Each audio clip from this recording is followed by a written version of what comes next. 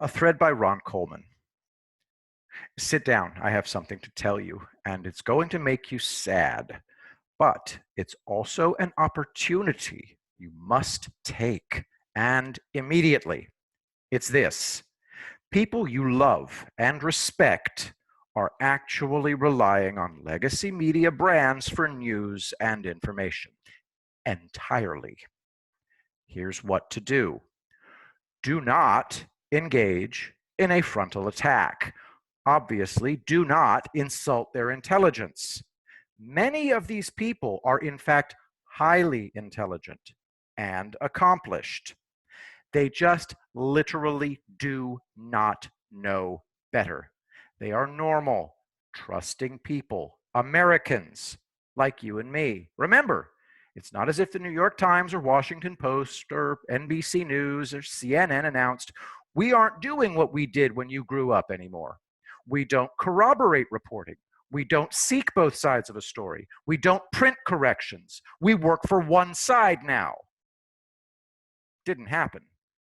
So you have to gently, respectfully ask regarding a given news item what they think about X or Y fact or report or video which goes against the narrative, just very respectfully.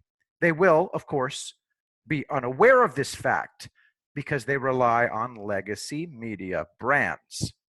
If they are at all respectful toward your thinking or input, offer to send them what you have in mind.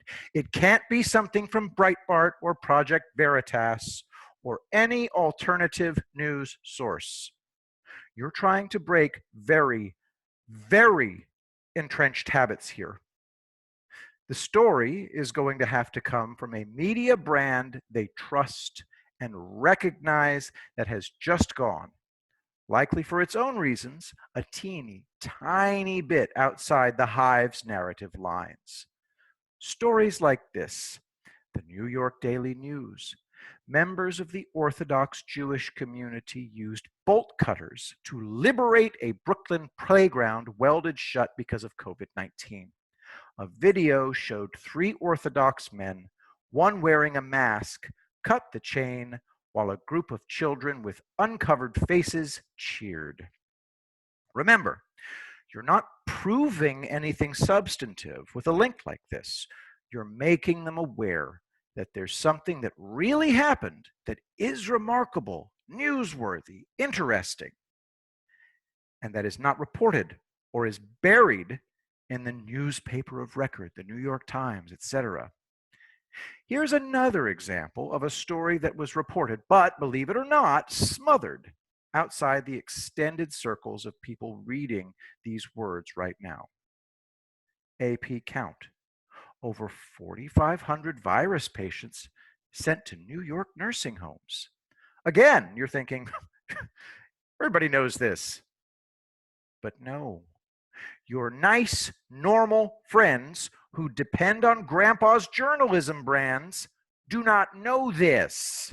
Indeed, if they'd heard about it at all, they only heard the DNC version, to wit, Cuomo says New York followed federal guidelines when sending coronavirus patients to New York's nursing homes. CNN.com. That's okay.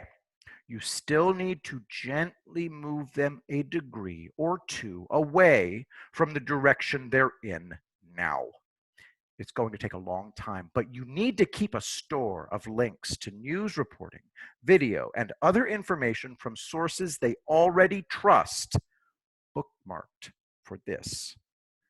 This is really important to do because every day you are moving among people who are completely digesting a version of the facts affecting our world, our society, and our politics that is no more or less than propaganda. They really can't even imagine this. Most people in your office, for example, believe this in June of 2020, that Trump actually colluded with Russia, that Mueller proved this, that newspapers got well-deserved Pulitzer Prizes for helping to reveal this, and that he was impeached for this. They don't really know exactly what the difference is between Ukraine and Russia because when they grew up, as when I grew up, Ukraine was part of Russia. They just know that the Democrats, who they know care about people, said this over and over. And also the papers did. And they understand that the only reason Trump was not removed from office after Mueller impeached him for Russia was partisanship on the part of Republicans in the Senate, except for that hero, Romney. They have no idea what a travesty of a proceeding the impeachment was. I am trying to get across nothing more than a fresh appreciation for the utter disconnection between the mental landscape of your perfectly fine friends and neighbors and people who actually follow current events. They have been lied to repeatedly by institutions they trust. If you don't do this, the loss will not only be theirs and their votes and political support in coming elections. The left is engaged in a wholesale effort to rend this country apart in order to avoid the re-election of Donald Trump this year. Nothing is off the table.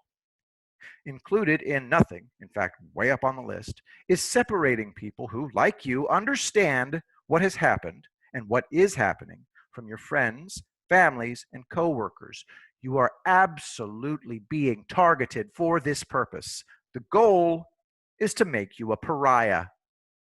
If they can get you fired, or get your clients or advertisers or employees or vendors to stop doing business with you by threatening their livelihoods or safety on the premise that you are a racist or a fascist or whatever next week's ist is, it will happen. It will.